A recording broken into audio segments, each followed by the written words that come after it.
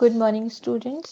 तो आज हम सॉल्व करने वाले हैं हमारे सैम्पल क्वेश्चन पेपर का पार्ट 2 जो मैक्सिमम 40 मार्क्स का होता है।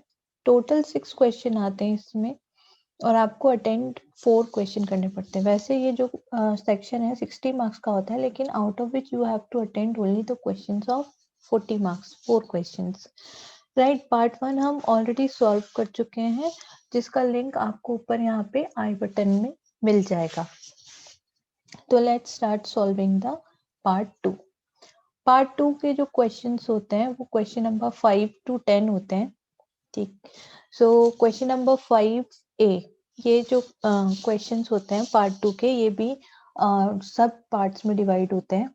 मोस्टली A B C करके 3 सब पार्ट्स में डिवाइड होते हैं, और जो ए पार्ट होता है वो 3 मार्क्स का होता है, बी भी 3 मार्क्स का होता है, और जो सी है वो मोस्टली 4 मार्क्स का होता है। तो इस तरीके से एक क्वेश्चन टोटल 10 मार्क्स का होता है। खैर, तो हम अभी देख रहे हैं क्वेश्चन नंबर 5A। तो क्वेश्चन नंबर 5A बोल रहा है state the Newton's third law of motion and give 2 examples. तो ये टोटल 3 मार्क्स का क्वेश्चन है जिसका आंसर हमें लिखना है। तो Newton third law of motion क्या बोलता है? Every action has its equal and opposite reaction. इसे हमें टेक्निकल लैंग्वेज में लिखना होगा, हम ऐसे ही नहीं लिख सकते क्योंकि हम फिजिक्स का एग्जाम लिखने वाले हैं। तो हम we will make it sure कि we will use the technical terms only. So we will write it as कि in an interaction between two bodies A and B, the magnitude of reaction is equal to the magnitude of action, but they are opposite in direction. कहने का मतलब ये है कि अगर यहाँ पे टू बॉडीज हैं, बॉडी A और ये बॉडी B, और ये इन दोनों के बीच में अगर कोई फोर्स ऑफ अट्रैक्शन लग रहा है तो दोनों ही इक्वल एंड ऑपोजिट होगा। यानी कि जितने फोर्स से ए बी को पुल या पुश करेगी, सेम उतने ही फोर्स से बी ए को पुल या पुश करेगी। So every action has its equal and opposite reaction. Example है इसका बुक ऑन द टेबल। तो सपोज एक बुक है जो कि किसी टेबल पे रखी है, तो जितना फोर्स ये बुक डाल रही है टेबल के ऊपर अपने वेट के बराबर, उतना ही इक्वल एंड ऑपोजिट फोर्स ये टेबल भी डाल रही है बुक के ऊपर। इसीलिए ये जो टेबल है बुक पर स्टेबली रखी हुई है। अगर इन दोनों में से कोई भी फोर्स ज्यादा होता है, सपोज अगर बुक का वेट टेबल्स के ऑपोजिट फोर्स से ज्यादा होगा तो ये टेबल टूट जाएगी और बुक जो है वो नीचे गिर जाएगी। Then pushing a wall. तो जब भी हम खड़े होके किसी वॉल को पुश कर रहे होते हैं, तो जितना फोर्स हम वॉल की तरफ पुश करने में लगा रहे होते हैं, उतना ही इक्वल एंड ऑपोजिट फोर्स हम महसूस करते हैं फ्रॉम द वॉल। तो वॉल भी उतना ही इक्वल एंड ऑपोजिट फोर्स हम पे एक्सर्ट करती है। So this is what Newton's third law of motion. उसके बाद इस क्वेश्चन का पेपर का 5B क्वेश्चन है, how can Newton's first law B obtain from the second law. Newton's first law क्या है? न्यूटन्स फर्स्ट लॉ है law of inertia. Law of inertia का ये कहना है कि कोई भी जो ऑब्जेक्ट है वो अपनी पोजीशन में को रिटेन करता है। यानी कि अगर कोई ऑब्जेक्ट मूविंग है तो it will keep on moving, और अगर कोई ऑब्जेक्ट एट रेस्ट है तो it will remain at rest until and unless उस पे कोई एक्सटर्नल फोर्स अप्लाई ना हो। तो ये न्यूटन्स फर्स्ट लॉ कहलाता है। सेकेंड लॉ क्या कहता है? Newton second law mathematical form है।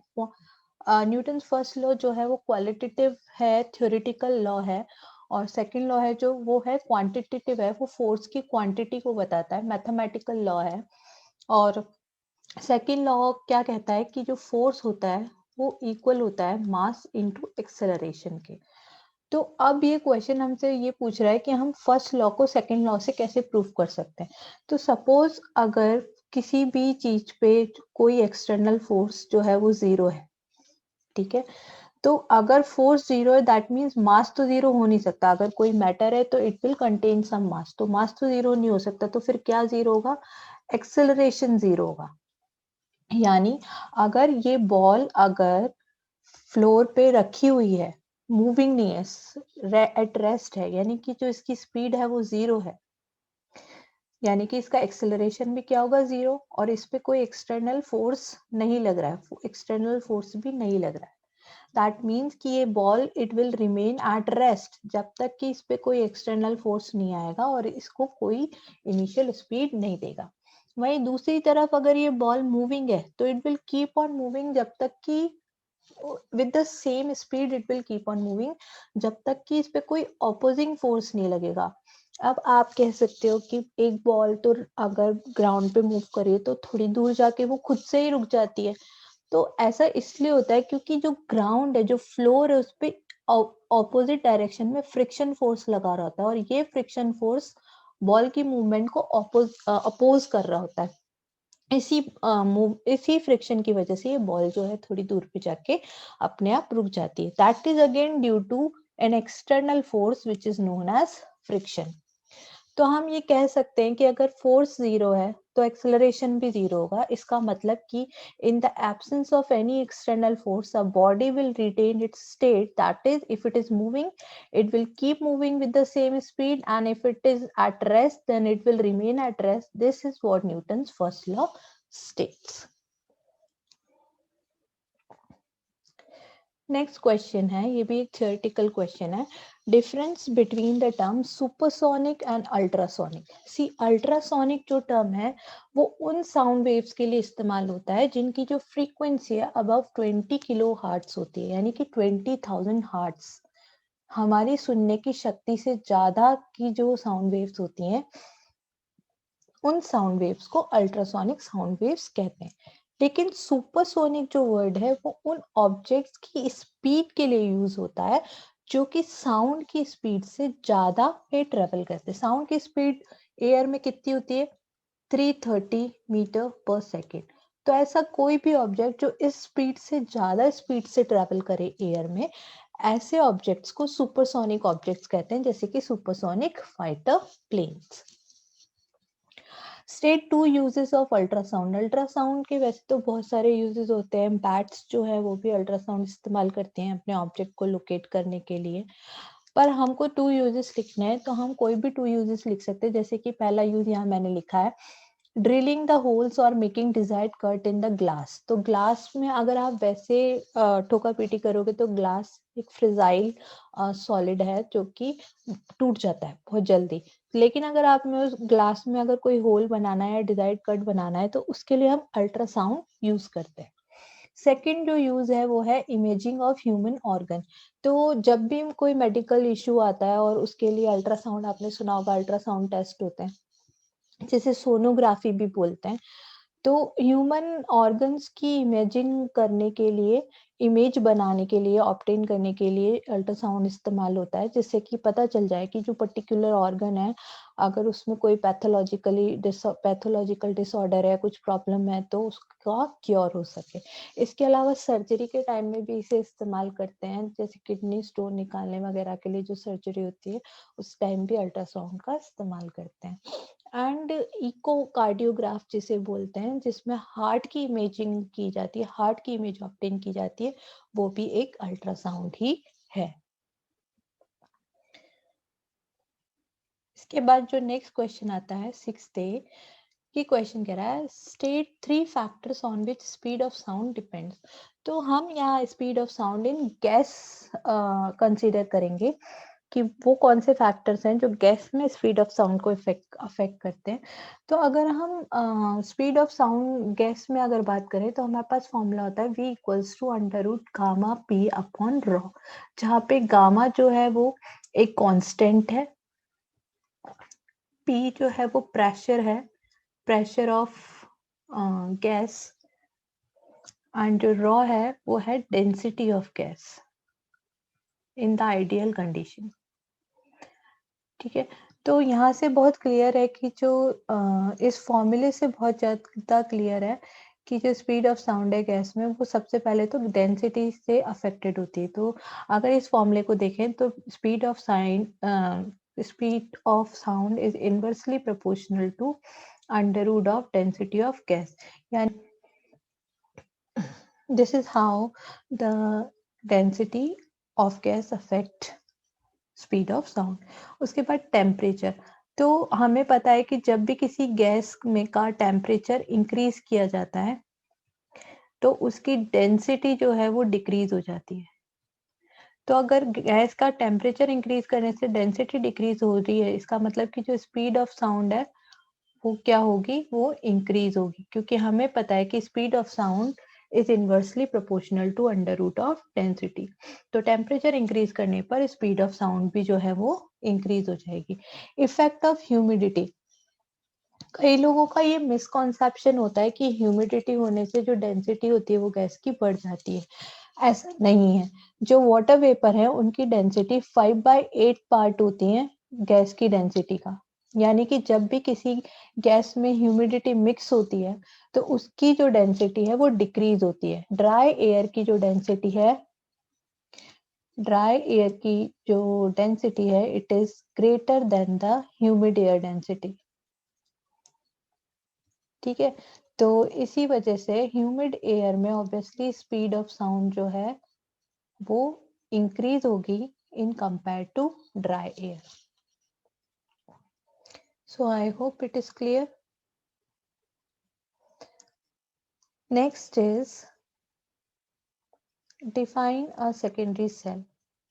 ये भी काफी इजी थ्योरेटिकल क्वेश्चन है। सो सेकेंडरी सेल वो सेल होते हैं जिनमें रिचार्जेबल केमिकल रिएक्शन होती है और जिसकी वजह से हम उन्हें रिचार्ज कर सकते हैं और बार बार इस्तेमाल कर सकते हैं।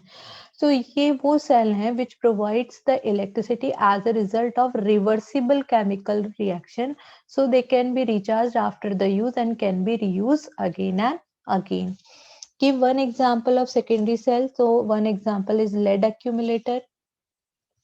One advantage of secondary cell over primary cell, तो जो secondary cell है उसका internal resistance low होता है, इसकी वजह से ये low as well as high current को भी काफी ज्यादा हाई करंट भी प्रोवाइड करा सकता है।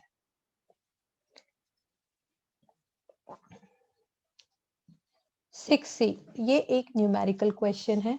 क्वेश्चन क्या कहता है, the speed of sound in air is 320 metre per second and in water is 1600 metre per second. It takes 2.5 second for sound to reach a certain distance from source placed in the air. Now, first part of this question, find the distance. And second, how much time will it take for sound to travel the same distance if the source is placed in water? तो सबसे पहले तो हमें distance का जो formula है वो हमको पता है क्या होता है, स्पीड इनटू टाइम। तो हम डिस्टेंस निकालेंगे ऑब्जेक्ट की, तो जो speed of sound in air है वो कितनी है, 320। और इसको ट्रैवल करने में, साउंड को ट्रैवल करने में कितना टाइम लग रहा है एयर में, 2.5 सेकेंड। तो हम इसे मल्टीप्लाई कर लेंगे 800 मीटर। नाउ 800 मीटर डिस्टेंस आ गई। अब अगर ये जो सोर्स है वो सेम डिस्टेंस पे वाटर में रखा है तो साउंड कितने टाइम में आएगी। तो now time in water will be equals to distance upon speed of sound in water. तो डिस्टेंस तो 800 मीटर क्योंकि it will remain same, and speed in water is 1600. So 1 by 2, that is 0.5 second. So this is the answer. Now next question is, it is a theoretical question again. Define neutral point. So neutral point are the point at which two magnetic fields are equal in magnitude but opposite in direction. देखो neutral word का मतलब क्या होता है, कुछ ना positive ना negative. अगर न्यूट्रल पॉइंट हम मैग्नेटिक फील्ड के कॉन्टेक्स्ट में बात करें तो ये वो पॉइंट होता है जहां पे, जैसे ये है अर्थ जो कि एक बड़ी मैग्नेट है, इस पे अगर एक छोटी मैग्नेट रखी है तो इस छोटी मैग्नेट के चारों ओर जो मैग्नेटिक फील्ड होगा वो इस छोटी मैग्नेट का होगा। ठीक है, और इस छोटी मैग्नेट के मैग्नेटिक फील्ड के बाहर किसका मैग्नेटिक फील्ड वर्क करेगा, अर्थ का मैग्नेटिक फील्ड करेगा। यहाँ बीच में कोई एक ऐसा पॉइंट आएगा जहां पे ना तो इस छोटी मैग्नेट का मैग्नेटिक फील्ड वर्किंग होगा और ना ही अर्थ का मैग्नेटिक फील्ड वर्किंग होगा। इस पॉइंट को जहां पे मैग्नेट का और अर्थ का मैग्नेटिक फील्ड एक दूसरे को कैंसिल आउट कर रहा है, एक दूसरे को न्यूट्रल कर रहा है, इस पॉइंट को न्यूट्रल पॉइंट कहते हैं।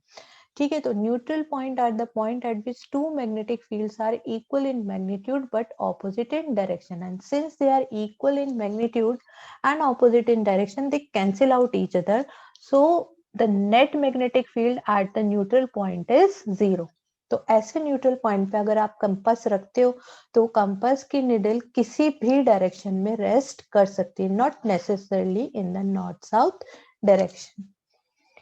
In the diagram, determine the polarity at the end of magnet AB and CD. तो ये A, B और CD पे हमें बताना है कि कौन कौन से पॉइंट पे कौन कौन से पोल हैं। तो सबसे पहले तो A पे कौन सा पोल है? A से जो मैग्नेटिक फील्ड है वो B की तरफ जा रहा है, तो फॉर ऑब्वियस A पे कौन सा पोल होगा? नॉर्थ। और अगर A नॉर्थ है तो B क्या हो जाएगा? साउथ। और अगर A नॉर्थ है तो A के कॉरेस्पॉन्डिंग में C, क्योंकि ऑपोजिट पोल्स रिपेल करते हैं एक दूसरे के पास पास ही अगर रखें, तो जो C हो गया वो कौन सा हो गया? साउथ। और अगर C साउथ है तो D कौन सा हो गया? नॉर्थ। तो this was the quite easier question. Next question 7B, complete the path of the ray AB over a plane mirror M1 and M2 and label all the angles of incidence. Now ये हमको एक incident ray दे रखी है on a plane mirror. तो इसके plane mirror पे सबसे पहले हम नॉर्मल खींच लेते हैं। नॉर्मल जो है वो मिरर से 90 डिग्री पे होगा। तो अगर ये पूरा एंगल जो है वो 90 डिग्री है, ठीक है, और ये आउटर एंगल 45 है, तो ये जो इनर एंगल होगा वो कितना होगा? ये भी 45 डिग्री होगा। यानी जो एंगल ऑफ इंसिडेंस है ये कितना है? 45 डिग्री। तो पहला ये एंगल ऑफ इंसिडेंस हम यहाँ पे मार्क कर देंगे 45 डिग्री। ठीक है, अब अगर एंगल ऑफ इंसिडेंस 45 डिग्री है तो ऑब्वियसली जो एंगल ऑफ रिफ्लेक्शन होगा वो भी कितना होगा? 45 डिग्री। तो angle of reflection from mirror 1 भी क्या होगा? 45 डिग्री। हम इस वाले M2 को थोड़ा आगे तक बढ़ा देते हैं। मैंने M2 आगे तक बढ़ा दिया। ठीक है, अब ये जो रिफ्लेक्शन है फ्रॉम M1, रिफ्लेक्टेड रे है from M1, it will behave as a incident ray on M2। ठीक है, अब ये एंगल 45 है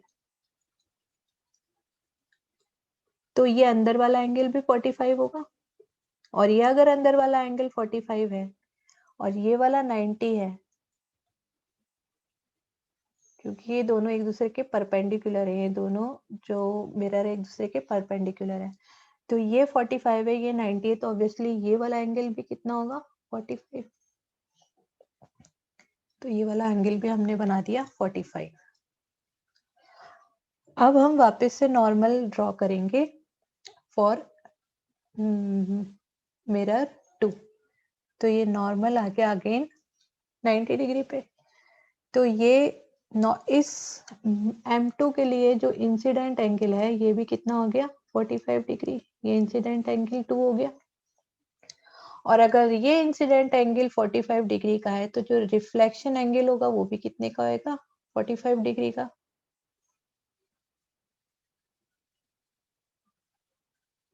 तो हम रिफ्लेक्शन एंगल भी यहाँ से बना देते हैं 45 डिग्री का। ये reflected ray 2 at an angle of 45 degree. तो ये reflected.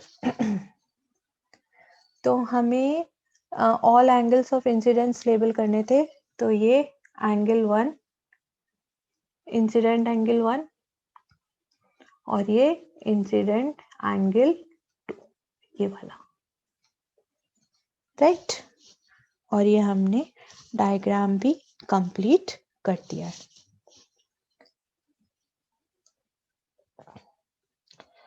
Now copy and complete the following ray diagram to obtain the image of object AB kept in the front of a concave mirror. Concave mirror से little के center of curvature से little away एक object रखा है AB. तो हमें इसकी image जो है वो obtain करनी है. तो हमें पता है कि जो बियॉन्ड सेंटर ऑफ कर्वेचर अगर ऑब्जेक्ट होता है तो उसकी इमेज कहीं centre of curvature and focus point पे मिलती है. तो सबसे पहले तो हम दो रे लेंगे. एक तो जो कि पैरेलल टू सेंटर एक्सिस जा रही होगी, तो ये रे 1 ले ली जो पैरेलल टू सेंटर एक्सिस जा रही है.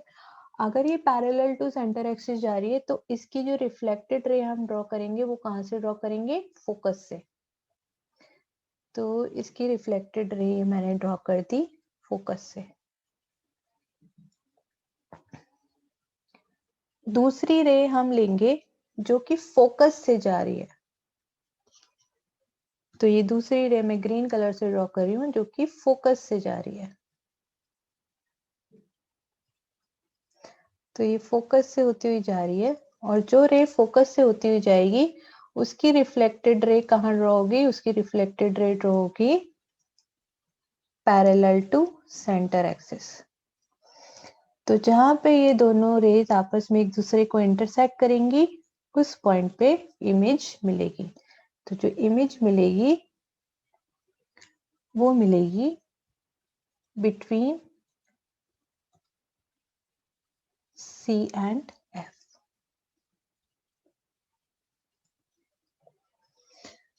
जो कि थोड़ी छोटी होगी from the object and inverted होगी ऑब्वियसली. तो ये हमारा हो गया question number 7C.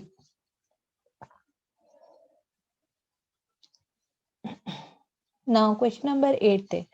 Study the diagram below and identify A, B and C. तो A, ये A है. A क्या है? ये A है की.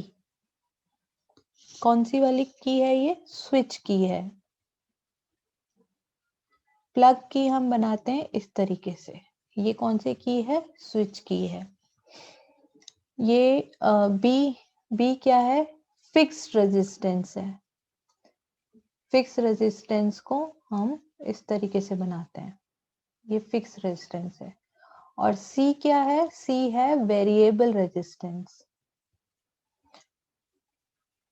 तो जब हम इस तरीके से रेजिस्टेंस ड्रॉ करने के बाद उसके बाद ऊपर एक एरो लगा देते हैं तो वो क्या होता है? Variable resistance. Then second question is state whether given circuit is open or closed. So this circuit it is open क्योंकि जो स्विच है अभी ऑन नहीं है. So the circuit is open. Now next question 8B. The diagram shows a bar magnet surrounded by 4 plotting compasses. Copy the diagram and mark in it the direction of compass needle for each of the case B, C and D. अभी A के लिए अगर ये needle इस direction में है that means कि जो magnetic fields की line है वो क्या है? X to Y है. Magnetic needle की जो डायरेक्शन है इधर है, यानी मैग्नेटिक नीडल का नॉर्थ इस साइड है और साउथ इस साइड है. तो साउथ इस बार मैग्नेट के किस पोल को कोइंसाइड करेगा? नॉर्थ को. तो यानी जो एक्स है वो एक्चुअल में कौन सा पोल है? नॉर्थ. और अगर एक्स नॉर्थ है तो वाई कौन सा पोल हो गया? साउथ. और जो मैग्नेटिक फील्ड लाइन है वो क्या होंगी? Toward north to south. तो ऑब्वियस सी बात है कि बी में जो मैग्नेटिक फील्ड की डायरेक्शन होगी मैग्नेटिक कंपास की ये होगी और जो डी है उसमें मैग्नेटिक कंपास नीडल की डायरेक्शन ये होगी और सी में भी मैग्नेटिक कंपास नीडल की डायरेक्शन ये होगी क्योंकि ये मैग्नेटिक लाइन इस तरीके से हम ड्रॉ करेंगे. Then which is the north pole, x or y? So we already have concluded that x is the north pole. So quite easy question. अब नेक्स्ट क्वेश्चन हम देखते हैं question 8C. An object of height 20 centimetre. तो object की जो height है height of object है वो गिवन है 20 सेंटीमीटर। इस कैप्ट एट अ डिस्टेंस, तो जो u है वो गिवन है 48 centimetre. In front of a mirror of focal length, तो हमें नहीं पता कौन सा मिरर है, पर इसकी जो फोकल लेंथ है वो है 12 centimetre. If the mirror forms virtual and diminished image, तो वर्चुअल एंड डिमिनिश्ड इमेज बना रहा है, दैट मीन्स कि ये जो मिरर है वो कौन सा है, कॉन्वेक्स। क्योंकि कॉनकेव होता तो ये रियल बनाता, और अगर वर्चुअल भी बनाता तो उस केस में जो u है वो फोकल लेंथ से कम होता, तो u फोकल लेंथ से ज्यादा है, दैट मीन्स कि ये जो इमेज है रियल बननी चाहिए थी। कॉनकेव मिरर तो ये हो नहीं सकता, प्लेन मिरर भी ये नहीं हो सकता, क्योंकि जो प्लेन मिरर होता है वो सेम साइज की इमेज बनाता है, लेकिन यहाँ पे डिमिनिश्ड इमेज बन रही है। सो फॉर श्योर ये जो मिरर है कौन सा है, कॉन्वेक्स मिरर। कॉन्वेक्स मिरर है तो इसकी फोकल लेंथ हम लेंगे पॉजिटिव में, और u हमें पता है कि हम जब साइन अरेंजमेंट करते हैं तो u को हमेशा लेफ्ट हैंड साइड पे रखते हैं ऑब्जेक्ट को, और इस वजह से u जो होती है वो नेगेटिव आती है हमेशा, चाहे कॉन्वेक्स मिरर हो या कॉनकेव मिरर हो। तो अब हमें कैलकुलेट करना है the distance of image from the mirror, यानी कि हमें v कैलकुलेट करना है, एंड द मैग्निफिकेशन यानी कि हमें m कैलकुलेट करना है। तो सबसे पहले तो हम v कैलकुलेट करेंगे, 1 by f equals to 1 by v plus 1 by u, ये मिरर फॉर्मूला है, इसके अकॉर्डिंग हम v कैलकुलेट कर लेंगे। तो 1 by f की जगह हम रख देते 1 by 12 equals to 1 by v की जगह हम 1 by v रख लेते हैं, हमें नहीं पता कितना है, प्लस 1 by u की जगह रख देते 1 by माइनस 48। तो अब इसे हम शफल करेंगे तो ये हो जाएगा 1 by 12 प्लस 1 by 48।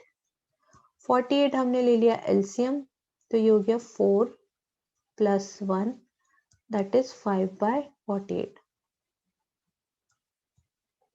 तो यानी कि 1 by v आया 5 by 48, तो v जो है वो कितना हो गया 48 by 5, यानी कि ये आया समथिंग अराउंड 9.6,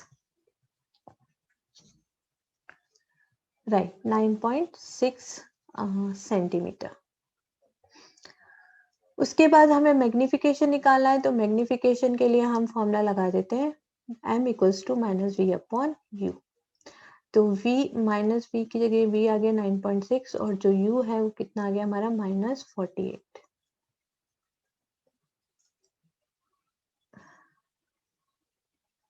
तो ये आ गया मैग्निफिकेशन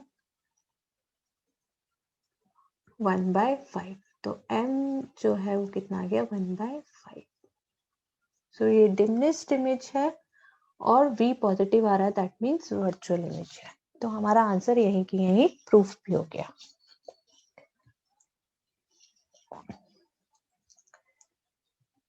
उसके बाद हम देखते हैं 9th क्वेश्चन नंबर।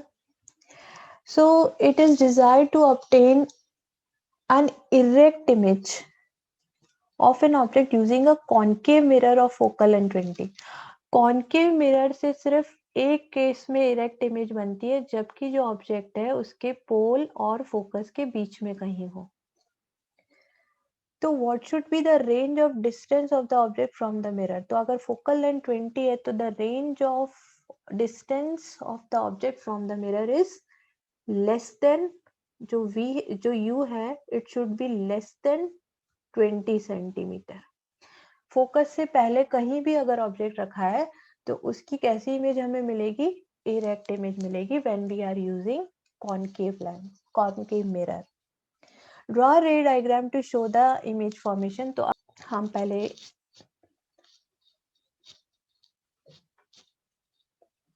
यहाँ पे हम पहले एक सेंटर एक्सिस ड्रॉ कर लेते हैं, ये सेंटर एक्सिस है। मिरर ड्रॉ कर लेते हैं ब्लैक कलर से। तो ये मैं एक मिरर ड्रॉ कर लेती हूँ, कॉनकेव मिरर है।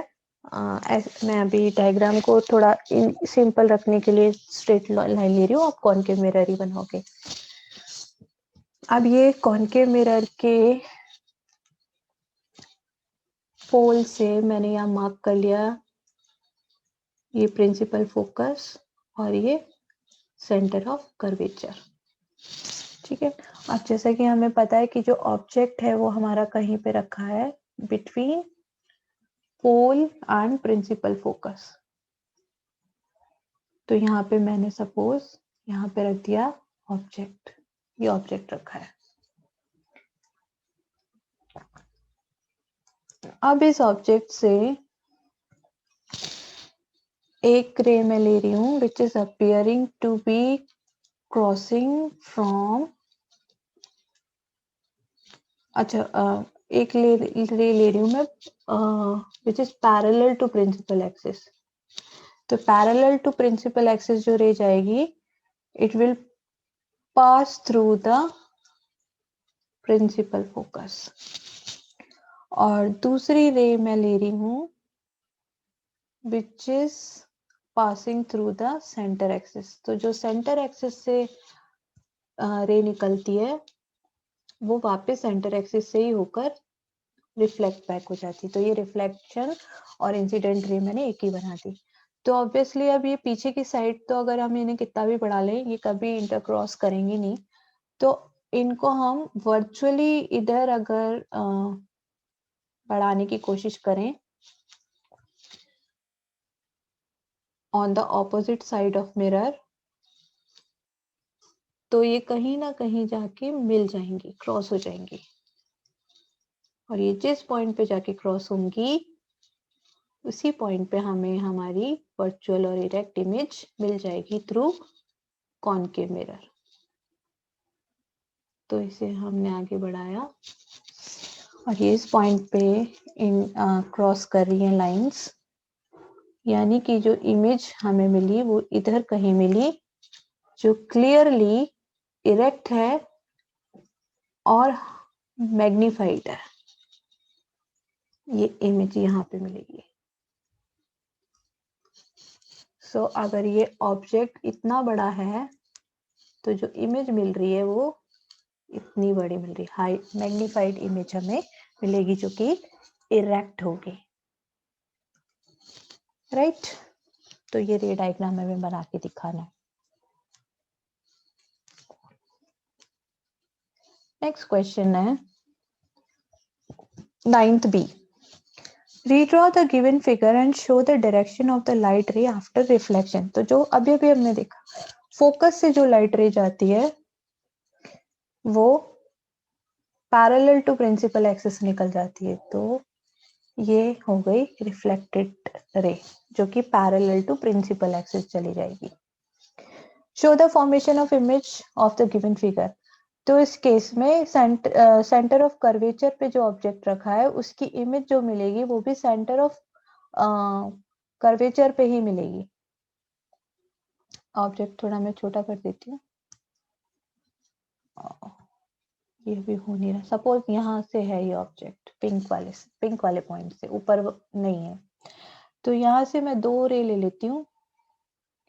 एक मैंने ले ली पैरेलल टू प्रिंसिपल एक्सिस, तो जो पैरेलल टू प्रिंसिपल एक्सिस है वो फोकस से जाके होके गुजरेगी।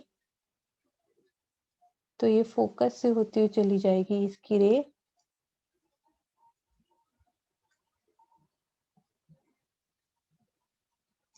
इस तरीके से।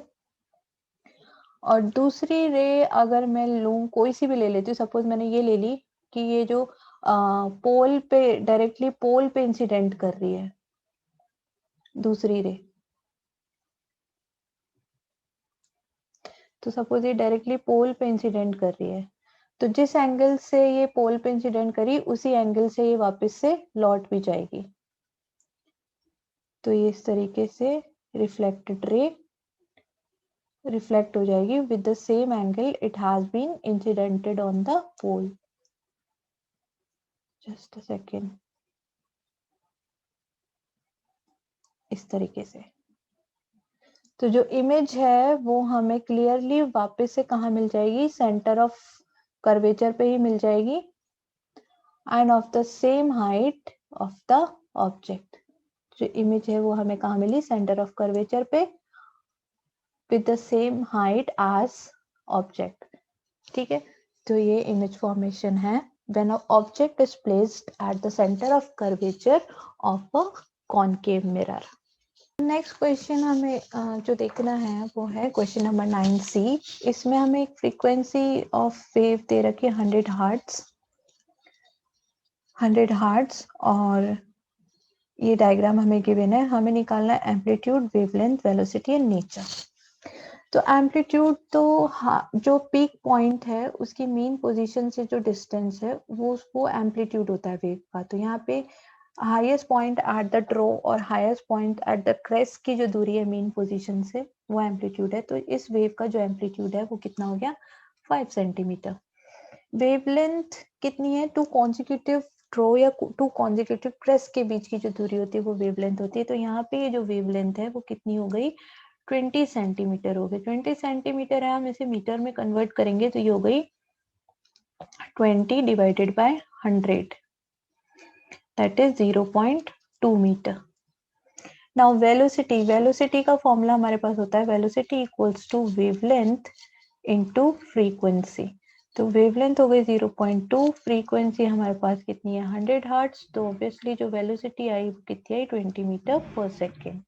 नेचर, नेचर कैसा होगा इस वेव का, तो वो वेव जो जिसमें कोई पार्टिकल और मीडियम है वो अपनी मेन पोजीशन के अप एंड डाउन जब वाइब्रेट करता है तो इस तरीके से जो वेव प्रोड्यूस होती है वो ट्रांसवर्स वेव होती है। तो ऑब्वियसली इस वेव का डायग्राम देख के हम बहुत क्लियरली कह सकते हैं कि कौन सी वेव है, ट्रांसवर्स वेव है। So I hope it is clear. Last question, 10th part A. A force of 20 Newton produces an acceleration of 25 meter per second square in mass m1 and 30 meter per second in mass m2. What will be acceleration by this force if the both masses m1 and m2 tied together? First of all, we will calculate m1 and m2. So f1 equals to m1 e1.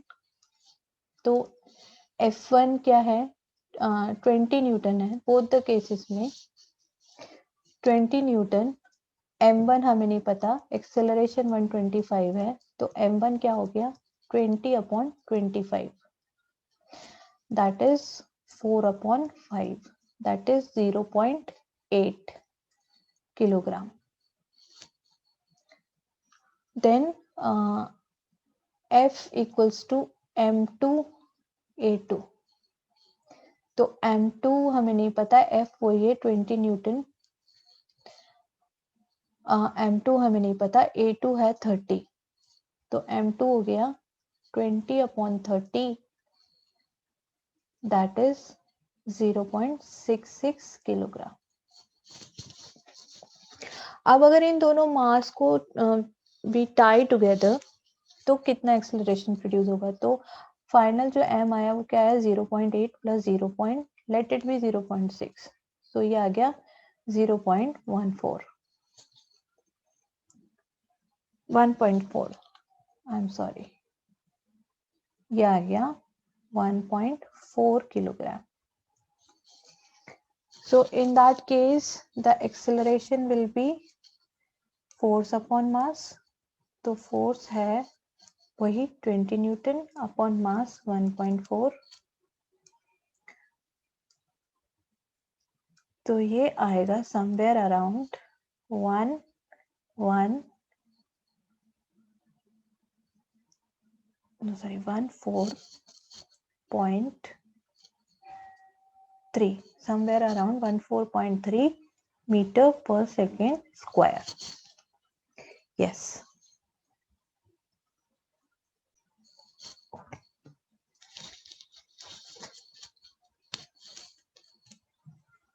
Now next question. Draw the pattern of field line due to a bar magnet. Mention any two properties of field lines. So एक अगर हम bar magnet के लिए field line draw करते हैं तो हम जो फील्ड लाइन ड्रॉ करते हैं वो हमेशा नॉर्थ टू साउथ ड्रॉ करते हैं, ठीक है। तो हम इस तरीके से एक बार मैग्नेट बनाएंगे, उसमें नॉर्थ और साउथ दिखाएंगे और इस तरीके से फील्ड लाइन ड्रॉ करेंगे।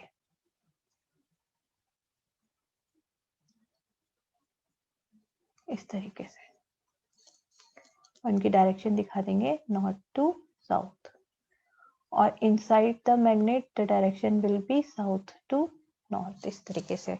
और two properties of field line हमें बतानी, तो पहली प्रॉपर्टी तो यही हो गई कि ये हमेशा फ्रॉम नॉर्थ टू साउथ होती हैं, उसके अलावा ये क्लोज और कंटिन्यूस कर्व बनाती हैं। Outside the magnet they are directed from north pole toward the south pole, and inside the magnet they are directed towards from south pole to north pole.